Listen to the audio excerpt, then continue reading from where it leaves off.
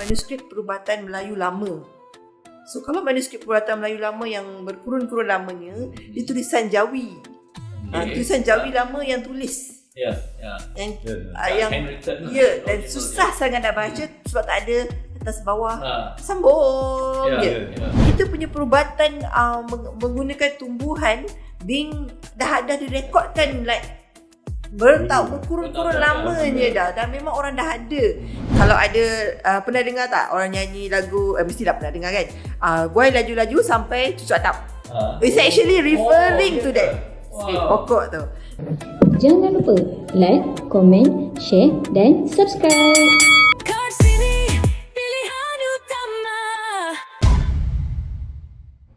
Selain maklumat daripada komuniti orang asli, ada tak rujukan lain? Okay, tadi saya cerita pasal orang asli je. Sebenarnya kita ada buat dengan orang Melayu juga. Kalau selain orang asli, kita ada buat orang Melayu. Dan ada lagi satu. Projek kalau kajian mengenai orang local community, kita libatkan orang Melayu. Di mana kita dokumen juga, kita pergi seluruh Semenanjung juga, cari maklumat berkaitan ubatan yang diorang guna, dan kita dokumenkan. Kalau buku orang asli 2 je setakat ni jilid, tapi buku orang Melayu kita dah dokumen 4 jilid. Dan dia panggil Khazanah Perubatan Melayu, daripada jilid 1 sampai jilid 4. Semuanya informasi primer. Kita ada interview, itu kita simpan, itu rekodkan, direct from source. So memang buku tu sekarang memang being sell, dan antara top seller of buku lah dekat Frame, sebab orang memang cari. So kita dah rekodkan semua penggunaan spesies-spesies pokok yang diorang guna dalam perubatan tradisional Melayu lah. Satu lagi special, nampak tak satu ni, kitab tip TIB. Dia actually tip ni referring to manuskrip perubatan Melayu lama. So kalau manuskrip perubatan Melayu lama yang berkurun-kurun lamanya, dia tulisan Jawi. Tulisan Jawi lama yang tulis. Dan susah sangat nak baca sebab tak ada atas bawah sambung Apa yang Free punya effort, kita punya usaha, kita transliterasi kitab-kitab lama ni, tulisan-tulisan lama ni kepada tulisan Melayu. Kita melayukan, terumikan dia supaya orang boleh bermanfaat dan tengok. Kita punya perubatan menggunakan tumbuhan dah direkodkan berkurun-kurun lamanya dah, dan memang orang dah ada. It's just macam traditional Chinese medicine, Ayurveda, dia orang ada kitab dia orang sendiri. Itu yang dia orang refer for so long. Sebenarnya kita ada tapi kita tak tingkatkan dia. So kat sini itu sangat penting sebenarnya. Negara kena tengok balik. Orang Cina India dah tingkatkan produk dia orang punya perubatan. So that's a very important document tu. Sangat penting. Kita kata Malay legacy punya khazanah kita. Apa yang Frame buat, kita transliterasi kepada Rumi, dan ada juga effort kita buat bila kita Rumi pun dia macam ayat-ayat lama dah. Nak faham susah. Ada satu effort lagi, kita analisa pula ke arah jenis-jenis penyakit mengikut organ, sakit mata. Ceritalah sakit mata guna apa. In fact, cucut atap ada direkodkan dalam kitab lama. Dia panggil ujung atap. Ujung atap digunakan untuk sembelit. Dia tulis dalam tulisan Jawi tu, campur dengan herba lain, buat treat untuk sakit perut, dan ada sembelit. Ada dalam buku ni. So unik tak? Pokok-pokok ni sebenarnya kita dah guna lama. InsyaAllah we hope to find all the publish book, ada buku. All the ubat-ubat dalam tu keluar dalam Herbal kat sini. Betul kan? Dia jadi kepada orang-orang yang nak komersialkan, boleh rujuk lah buku-buku ni. Sekali lagi, dia di mana boleh kita dapatkan? Memang dekat kedai buku Frame lah. Kedai buku Frame. Kedai buku Frame. Dekat sisi tak jumpa pula kan? Kat Kinokuniya.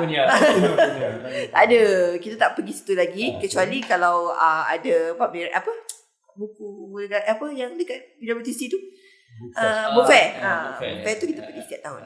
Kat situ memang orang akan beli buku kita lah. Sebab kita tak pergi lagi mana-mana kedai-kedai buku. Cumanya boleh beli secara online lah. Dia ada FBX punya sistem dekat. Ada version online tak? Ada version digital? Tak boleh lah. Tak boleh. Sebab kena beli kan. Tak boleh. Memang ramai yang suruh kita buat e-book kan. E-book ni. Macam mana kita nak kontrol e-book ni ya? Sebab kita jual. Bila dia orang download, kita jual. Kita kena bayar. Kena bayar. Macam dalam apps tu, you kena subscribe. Subscribe. And then how many pages you want to read ke apa ke. Atau dia boleh download. Ya, boleh. pages je lah. Okay.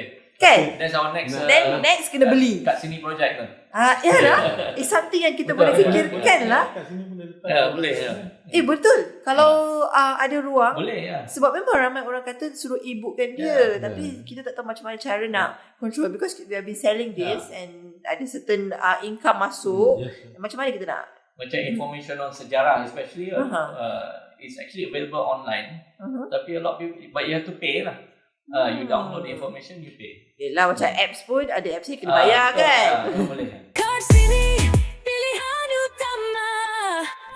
Okey tuan-puan, boleh dapatkan produk Curatap daripada platform Herbal kat sini. Kalau nak tahu apa tu Curatap lah kan, kita dapat banyak bercerita mengenai produk ini di podcast. Jadi, jom tonton podcast Kat Sini My Singgah. Kat sini pilihan utama. Adakah doktor hanya fokus pada herba atau sebenarnya doktor sedang bekerja pada sesuatu yang lebih besar lagi yang mungkin boleh mengubah industri herba ni? Oh, kalau nak ubah industri herbal, kena kaji herbal. Kena pergi herbal go global lah kot. Then kita boleh ubah persepsi di mana produk hasil kajian di makmal bukan sahaja di makmal. Kita bawa lebih jauh. Itu kata nak ubah lah landscape herbal. So orang fikir kita kaji berbagai-bagai kajian dah buat tapi tak ada pun dekat market dan tak ada pun dapat manfaatkan seluruh masyarakat. Betul tak? Itulah yang ultimate aim kita ni sebenarnya. Penyelidik kita nak share to the public ataupun masyarakat guna produk kita dan in a way telah bantu untuk tingkatkan kesihatan lah. Sebab dia ada kesihatan secara tradisional. Kita nak commercialkan dalam bentuk yang ada scientific data dan boleh manfaatkan semua orang. Tapi kalau cerita pasal research yang saya buat selain daripada herba, ada lagi yang lebih menarik. Nak saya kongsikan sekarang ke? I think the biggest challenge herbal ni is nak bridge and then jump the next level daripada ubat tradisional kepada macam the equivalent to modern medicine lah. Betul. Where bila nak cari something on the shelf, kalau batuk ke apa ke, you straight away one of the choices is a herbal medicine. Betul. I think itu yang kita nak nak tujuan Cabaran dan challenge kita lah. to the next level tu. Betul, itulah next level yang kita kena fokuskan dan memang it should be semua pihak kena ambil peranan lah, bukan sekadar penyelidik. Kita kaji, tapi industri tak bantu nak take up kita punya. You think it's because negeri kita and also ASEAN area lah, dia traditional medicine ni very much dalam kita punya culture lah. So because it's embedded dalam culture, it is harder to jump in to take the ubat herbal ni as a modern medicine. Macam western country, dia memang minat herbal medicine, even macam herbal tea dulu lagi, macam some country in Europe kan, apple tea lah, macam-macam dia buat tea kan. Tapi kat sini macam if we make let's say tongkat ali tea lah, it's like, oh, is that herbal medicine atau gimmick ke, you know, dia tak transform into daily life lah. And I think partly because it's our own fault juga, because it's part of our culture. So benda tu dah embedded as something cultural. So the breaking out tu requires a lot more effort by all, by community, by society itself. Setuju sangat. Setuju sangat, betul. Sebab kita being used as traditional ni. Traditional tu. Rebus, minum. Betul. Bila jadi produk, semua orang macam skeptical to use that. Tapi saya say macam western country memang they easily absorb because bukan dalam dia punya tradition. Betul. Dan memang itu yang diorang dah amalkan for so long kan. Dr. Lina, so in all your research, any herb yang macam we can call it eye opener or something very impactful Because obviously we have a lot of different herbs yang you have done research kan. So have you discovered anything that, wow, you know, we've just discovered this something very special that we should promote? Itu yang saya nak cerita hari ni tu. Itu yang paling menarik sebab bila saya habis PhD, masuk frame kerja balik, dah start kerja, kita boleh apply grant lah. Masa tu apa ni nak apply grant, what species nak start ni, tak tahu. So kita buat kita ambil beberapa species, collect, kita buat discovery, kita buat prospecting. So tiba-tiba satu pokok ni hit untuk anti gout, di mana dia boleh rencat satu enzim nama xanthine oxidase tu. Enzim tu dia hasilkan uric acid dalam badan. So kalau kita dapat block the activity, in a way kita dapat block penghasilan uric acid, dan kita dapat bantu orang yang sakit gout lah. Orang tahu kan uric acid, orang yang sakit gout tu tinggi uric acid. So ini spesies dia. So saya nak kenalkan, nama dia cucuk atap.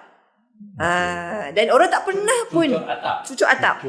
Cucur atap. Orang panggil cucuk udang selalu, cucuk pisang, makan. Tak tahu cucuk atap dia macam mana. So macam unik kan pokok ni. Dan tak banyak pun dia ada dekat tak semua parts of the country ada. Dia ada certain part je. Sebab pokok ni hidup dekat kawasan yang tak sihat. Tanah bris. Kalau tahu tanah bris banyak dekat Terengganu, kat tepi-tepi pantai tu, tak perlu mineral yang banyak pun dia boleh hidup segar. Oh, yang tu yang in between the sandy beach dengan betul. Edge tu ya. Dekat hujung tu. Ada certain trees yang boleh grow betul. Situ, ya. Antaranya akasia. Akasia dengan dia lah. Dia compete. Akasia ni jahat. Akasia ni consider bila dia ada masuk kawasan, dia boleh bunuh semua pokok. Macam dia tu. ada bunga cantik. So ada pokok-pokok yang boleh hidup dekat tanah macam ni. Tentu je. So unik tak pokok ni? Dan tak ada sangat orang kaji pasal pokok ni. Dan orang buat pokok ni dulu buat bonsai. Okay. Yalah, it looks like a minor pine tree kan. Cantik lah. Cantik First time saya discover pun, orang buat bonsai. Dan pemain bonsai je yang pergi cari pokok ni kat hutan. Okay. Dan unik lagi, dia pokok hutan lah. Kita nak kaitkan dengan Institut Penyelidikan Perhutanan Malaysia, kita kena kaji pokok hutan. So ini adalah pokok paling special dan dekat di hati saya. Is the tree berapa lama dia boleh hidup? Is it a long lasting tree? Dia pokok besar. Pokok besar? Dia pokok besar. Okay. Kalau ada, pernah dengar tak orang nyanyi lagu, mestilah pernah dengar kan, buai laju-laju sampai cucuk atap. It's actually referring to that pokok tu. You buai laju, you sampai pokok cucuk atap, means how high. That means a strong tree macam pokok dulu. Dia tinggi macam pokok tu. Dia tinggi. Dia akan menjejah ke berapa meter tinggi lah, quite high. Dan dia banyak di hutan, kat tanah-tanah yang tertentu saja. Dia tidak boleh ditanam mana-mana tempat yang biasalah. Dia ada special area dia.